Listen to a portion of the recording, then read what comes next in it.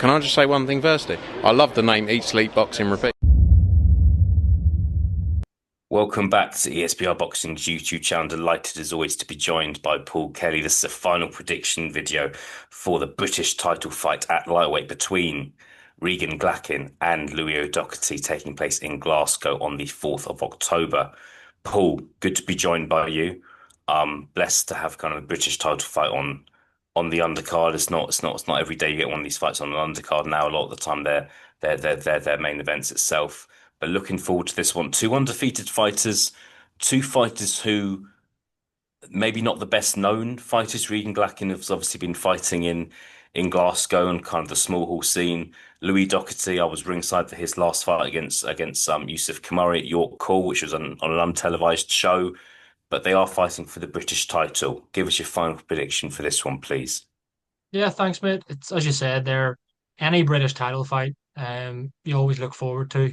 How often have we witnessed British title fights that maybe on paper you think, oh, I've fancy this person to win, or it's not a great fight, and then after 12 rounds, you're like, wow, that was incredible. I think the Lonsdale belt seems to bring the best out of fighters because there's so much, so much pride in wanting to win that belt. And I think, yeah, I think we could be in for a pretty competitive fight here between Glackin and O'Doherty, as you said, both undefeated, both young as well, what, mid-20s.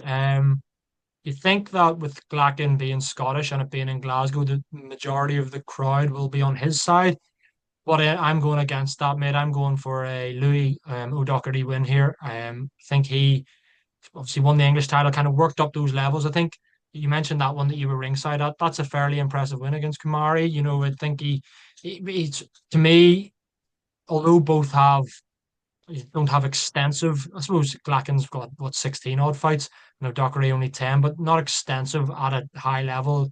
Good few journeymen on there for both. But I think if you actually compare the two resumes, I think O'Doherty's is more impressive. I think he's had the more jeopardy in his fights as well. As in people have maybe been backing him to lose some of those fights, and he's looked good doing so. I think this although I think it's going to be close, and I am going with O'Doherty. One thing I do think is almost a shoe-in is that it goes the distance. I think this will go the full distance, and I ultimately do see Louis O'Doherty getting his hand raised, um, perhaps controversially, maybe a split or something along those lines. But yeah, I'm going to go with O'Doherty points, mate. What about you? Yeah, look, it's a really tough one. I'm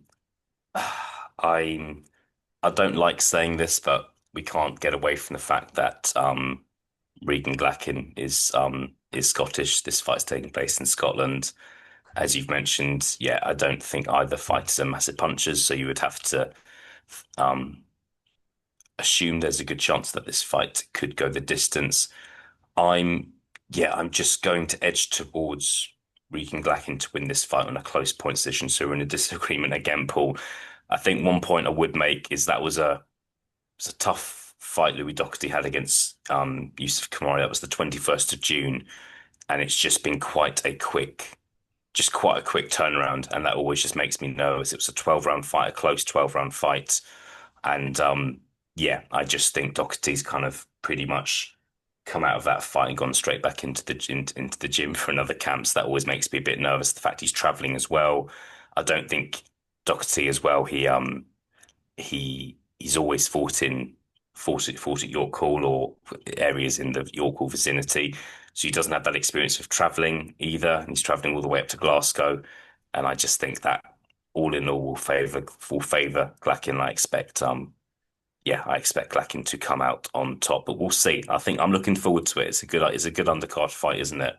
Um, Only other thing I want to ask you about, Paul, is there's another fight happening at lightweight. We're expecting it to happen on the Chris Eubank Jr. Conor Benn undercard. Cameron Vaughn, Gavin Gwynn, their rematch. Cameron Vaughn won the first fight controversially. Do you see Cameron Vaughn fighting for a British title next year? Just give us your opinion on where he's at. If you think he's going to be like, let us know if you don't think he's going to beat Gavin Gwynn, by the way. But he's seen as a prospect in British boxing. But I'm interested to get your thoughts on the part that he could have to play in this British title scene.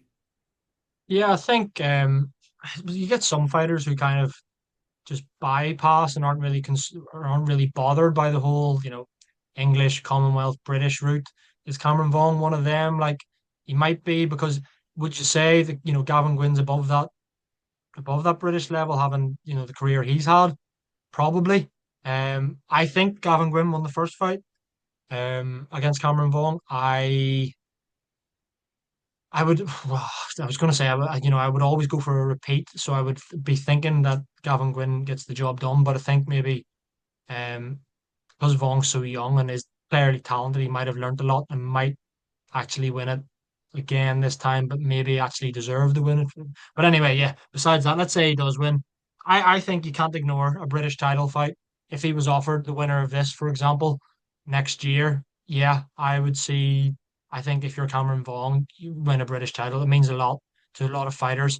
I don't see why you wouldn't want to win a British title, to be honest. Unless he feels he's beyond that and he doesn't really care about the Lonsdale belt and kind of winning those kind of titles, and he's maybe more interested in bigger fights against names that have been up near European world level before, who are maybe on the way down the mountain for bigger money. I don't know whether maybe that's his focus, but yeah, I think that Cameron Vaughan against the winner of this, depending on how he looks against Gavin Gwynn, you'd probably make Vaughan a favourite. He's kind of got that matchroom hype behind him as well, hasn't he?